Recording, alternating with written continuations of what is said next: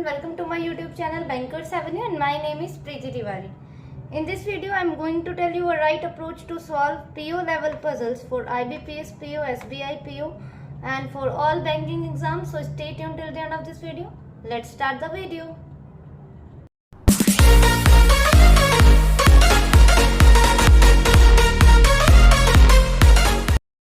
ठीक है, तो अपनी फर्स्ट स्टेटमेंट के साथ स्टार्ट करते हैं। हिंदी मीडियम वालों के लिए मैंने क्वेश्चन स्क्रीन पर लगा दिए है, आप वहां से रीड कर लीजिए, ठीक है। और इंग्लिश मीडियम वालों के लिए मैं रीड कर रही हूँ, प्लस मैंने पजल के साथ क्वेश्चन लगा दिया है, ठीक है। ओके, ठीक है, स्टार्ट करते हैं। 7 people A, B, C, D, E, F and G were born in 7 different years: 1971, 75, 1984, 1989, 1992, 1998 and 2006. Calculate their ages based on the year 2023. देखो, जो बिगिनर्स है ना उनके लिए मैं बता देती हूँ। जो इन्होंने बोला है कि ना कुछ ईयर्स दे दिए कि हम मतलब ये लोग इसी ईयर में ABCDFG पैदा हुए हैं और इनकी जो एज है वो कैसे कैलकुलेट करनी है 2023 के बेस पे। तो 2003, 1971, ठीक है। ऐसे आपने कर ली, पर ना आगे मैं इसकी ट्रिक बताऊंगी। सॉरी, आगे ना इसकी देखो, आपको हर एज की ऐसे कैलकुलेट करने की नहीं जरूरत कि 1971 माइनस 1975 फिर करोगे 1970 क्या है 1984 माइनस, ऐसे नहीं करने की लोड। आगे मैं बताऊंगी कैसे करना है, वरना अगर आप ऐसे करोगे तो सारा टाइम वेस्ट हो जाएगा, आधा 1 मिनट तो हो ही जाएगा, ठीक है। Okay, F was born in an odd number year. Only 2 people were born between D and F. Who was born before D? The difference between the ages of D and G. हाँ, क्या लिखा है? The difference between the ages of D and G is divisible by 7. A is neither the youngest nor the eldest person. As many people born before G as after A. The sum of the ages of C and A is a multiple of 16. The difference between the ages of C and D is a perfect cube. The age of B is not a prime number. Okay, ठीक है, कर लेते हैं। यहाँ पे इनके years लिख देते हैं।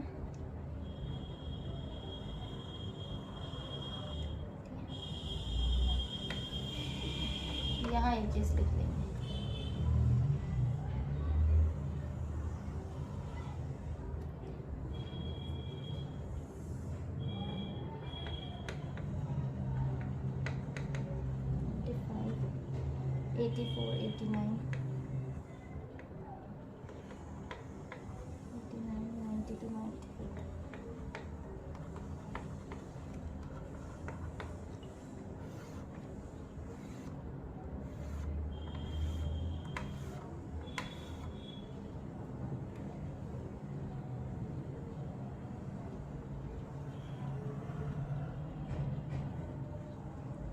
ठीक है, क्या लिखा है? F was born in an odd number year. F जो है odd number year में होगा, ठीक है। अब इनके एजेस पहले तो कैलकुलेट कर लेते हैं। 2023 माइनस 1971 अभी हमने निकाला था पीछे 52, ये 4 का गैप 48,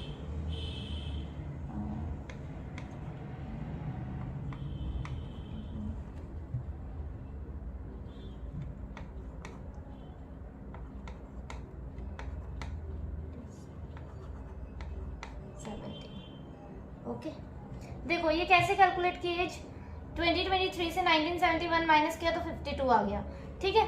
बस एक को माइनस करके देख लिया आपने, जो भी ओल्डेस्ट है, तो 52 आ गया। अब इसमें कितने का गैप है? 71 और 75 में 4 का गैप है, तो इससे -4 कर दोगे, ठीक है, 48। अब 75 और 84 में कितने का गैप है? 9 का गैप, तो इसमें -9 कर दिया। इसमें 5 का गैप, तो इसमें भी 5 माइनस कर दिया, ठीक है। ऐसे ही सारे एजेस जो है हमारे कैलकुलेट हो गए। इसमें 3 का, तो इसमें 3 माइनस कर दिया।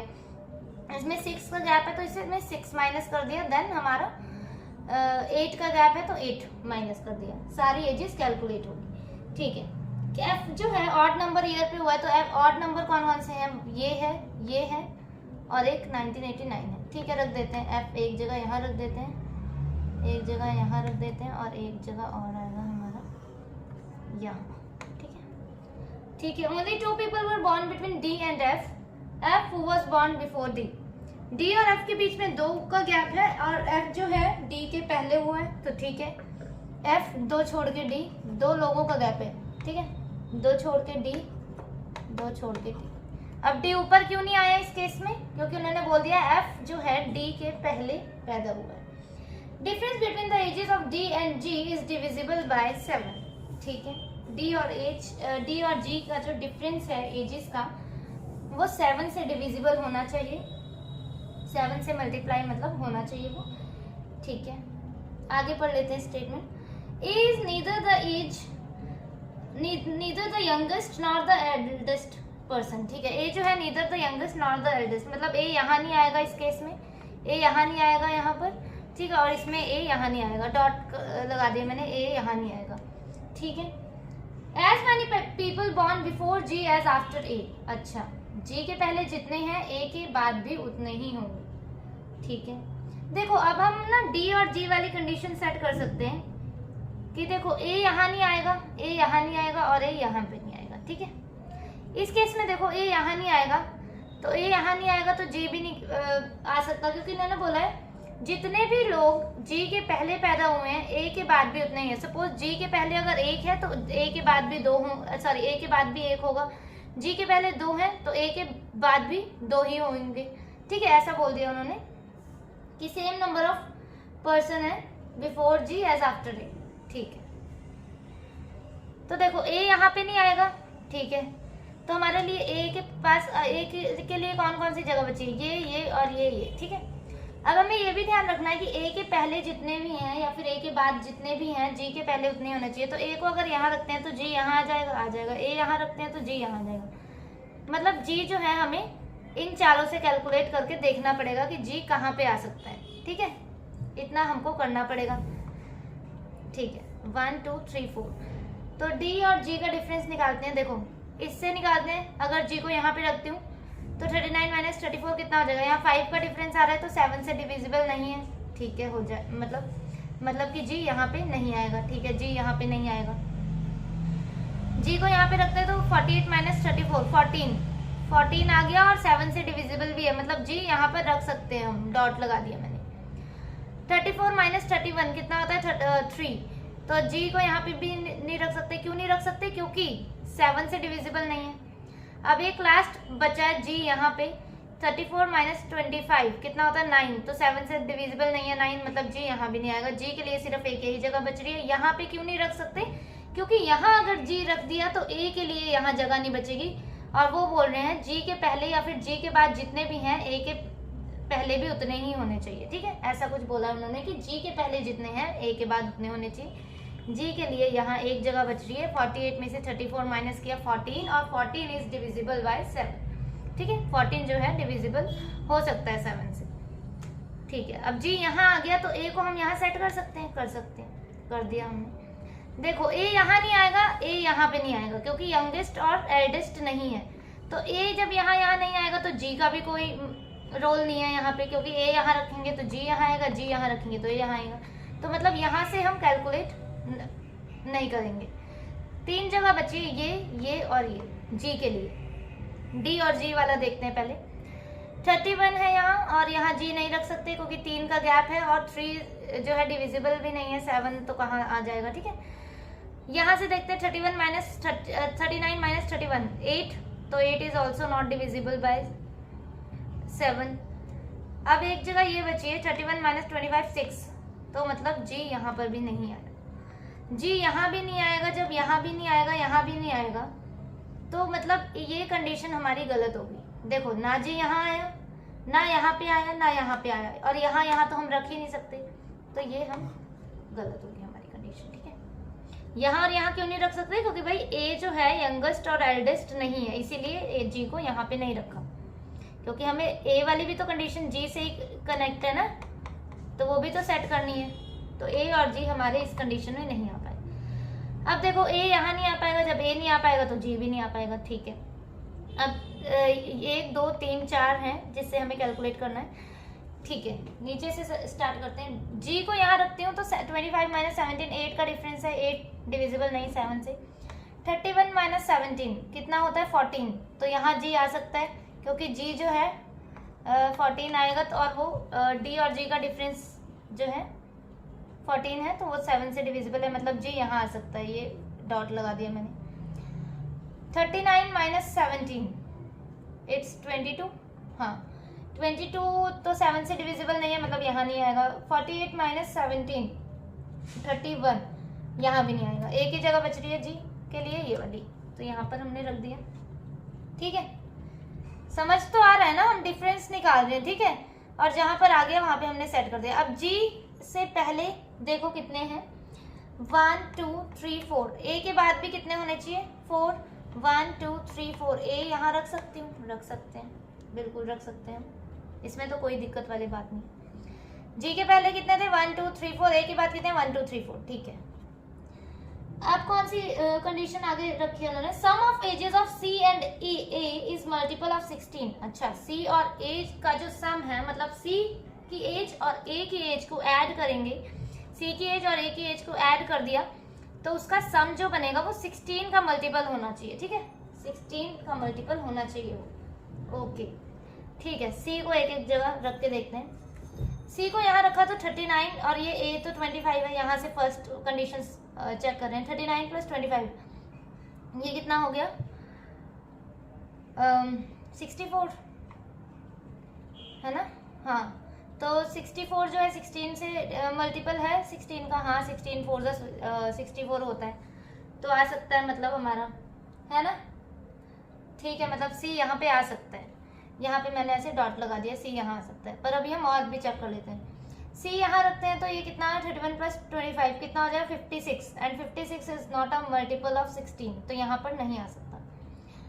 अब यहाँ पर देखते हैं 7 5 12 42, 25 प्लस 17 कितना हो जाएगा 42, और ये भी 16 का मल्टीपल नहीं है, एक ही जगह सी के लिए बच रही है, ये वाली यहाँ पर रख दिया।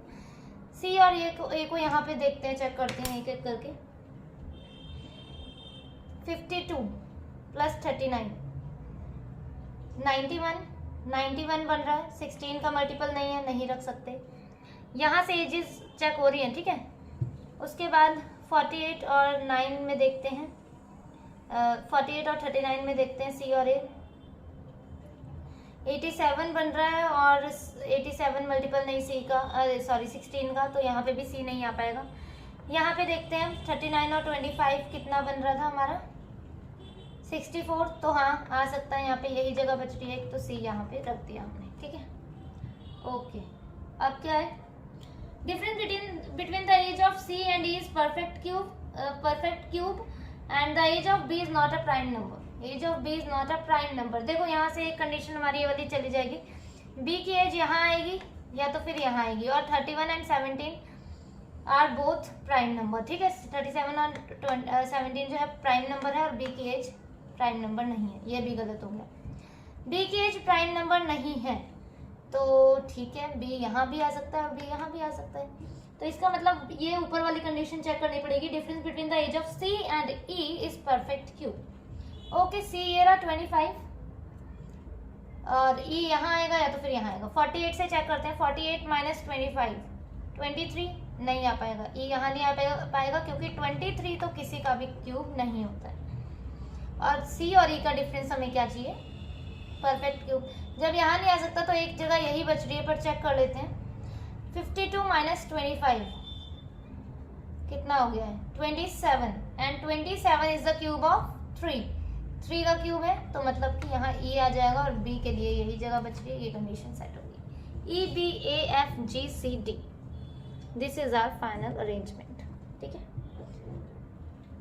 कुछ ज़्यादा खास था नहीं क्वेश्चन में, पीओ लेवल का था तो थोड़ा सा कैलकुलेटिव था ये पजल। ठीक है, पूरा कैलकुलेशन बेस्ड थी, थोड़ा सा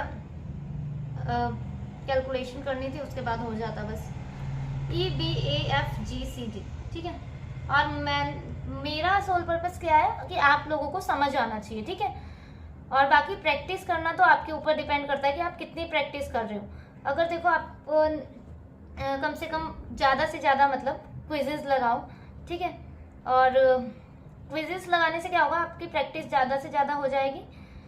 गाइडली की पीडीएफ्स हैं और पीडीएफ्स और वो भी है, डेली क्विजेस भी हैं, उसके प्रैक्टिस मॉक के और टेक्स्ट बुक के पजल्स वगैरह के क्विजेस लगाओ तो आपके बन जाएगा, ठीक है, कम टाइम में बन जाएगा। और मेरा पर्पस होता है कि मैं आपको अच्छे से समझाऊं कि आपको क्लियर हो जाए एक एक चीज, ठीक है। ओके, नेक्स्ट वाली देखते हैं। 12 people M N O P Q R S T U V W and X are sitting around a hexagonal table with one at each corner and with one at each side of the table. All are facing outside the center. ठीक है, पहले तो ना ये hexagonal ही बना देते हैं। ये सबसे तो डिफिकल्ट काम ना हेक्सागोनल बनाना ही है। क्या यार, से ना ये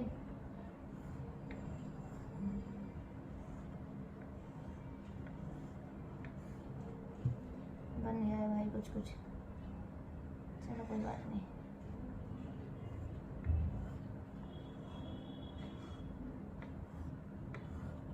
ठीक है, बन गया। अब ये वाले जो है ना, ये थोड़ा से मैंने हाईलाइट कर दिए, ये कॉर्नर्स हैं इनके, ठीक है। ये जो है ये कॉर्नर्स हैं, क्योंकि वरना समझ ही नहीं आ रहे थे कौन से कॉर्नर है और कौन से साइड है। ये मैंने हाईलाइट कर दिए, ये सर्कल से ये कॉर्नर्स हैं, ठीक है। और ये कॉर्नर हो गए इनके।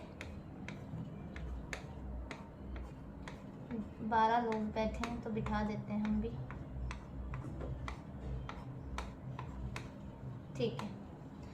All are facing outside the centre, सबने आउटसाइड फेस किया है तो आउटसाइड बना देते हैं।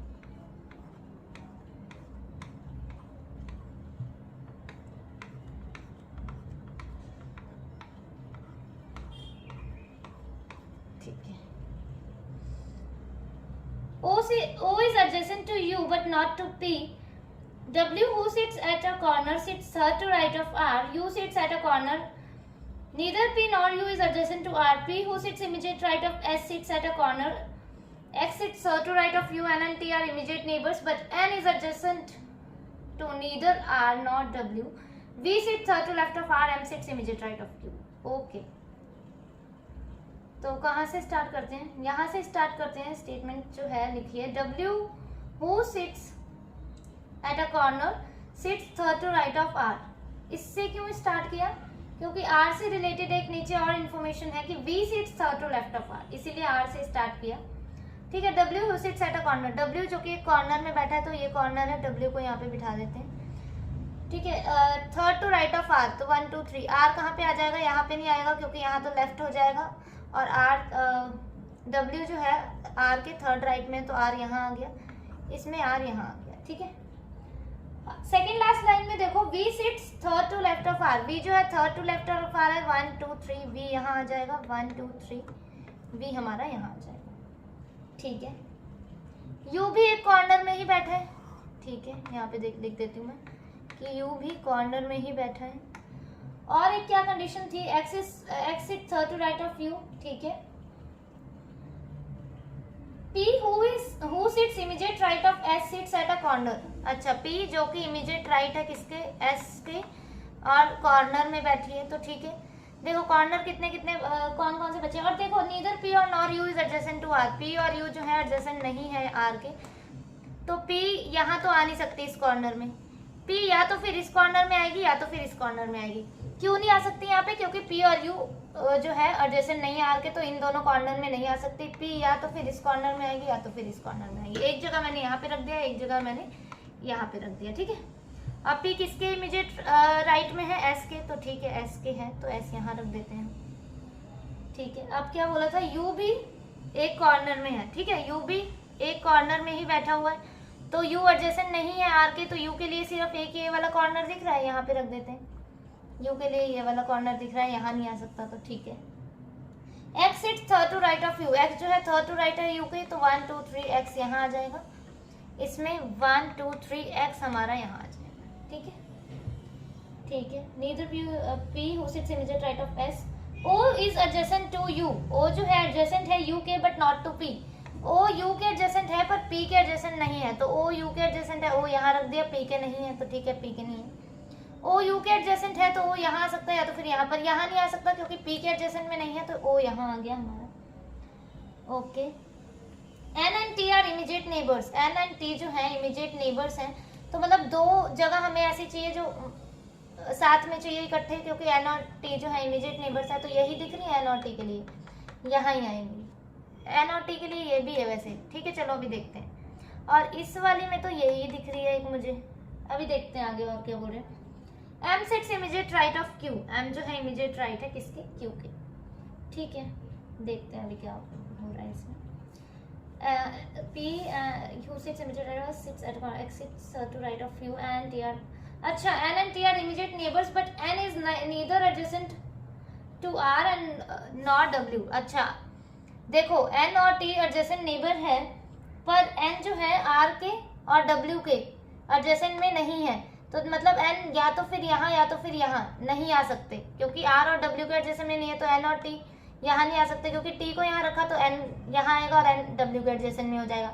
टी को यहाँ रखा तो एन यहाँ आ जाएगा, एन आर के एडजेसेंट में हो जाएगा, मतलब एन यहाँ नहीं आ सकता, एन यहाँ भी नहीं आ सकता, एन के लिए ये जगह बच रही है, टी के लिए ये, ठीक है। इसमें यहाँ नहीं आ सकता, एन यहाँ भी नहीं आ सकता, ठीक है, और एन यहाँ नहीं आ सकता, इसका मतलब एन यहाँ आ सकता है, पर एन अगर यहाँ आ गया तो टी के लिए जगह ही नहीं बचेगी, ये वाली कंडीशन गलत होगी हमारी। अब क्या बोल रहे हैं, एक जगह वो M sits immediate right of Q, Q के इमीडिएट राइट में कौन है, एम है, तो यहाँ एम और यहाँ क्यू, ये कंडीशन हमारी सेट हो। Q M W O U S P X V N T R, ये कंडीशन हमारी सेट हो, ठीक है।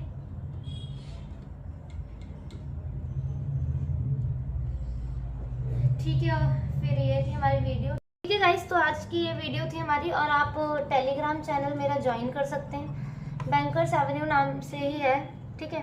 उसमें मैं पीडीएफ वगैरह शेयर कर दिया करूँगी आपके लिए कि आपकी प्रैक्टिस अच्छे से हो जाया करे। और एक पीडीएफ मैंने शेयर कर रखी है already, complete pack of banking करके हैं, उसमें सारे सेक्शंस इंक्लूड हैं, रीजनिंग मैथ्स सारे हैं, और इंग्लिश है, फाइनेंशियल अवेयरनेस है, सारे सेक्शन है, और हर सेक्शन में 100+ क्वेश्चन ही मिलेंगे आपको। बाकी पजल्स के लिए सेक्शनल टेस्ट दो, क्विजेस दो, और बुक है तो बुक से प्रैक्टिस करो, स्पीड अपने आप आ जाएगी, ठीक है। Okay, thank you for watching the video.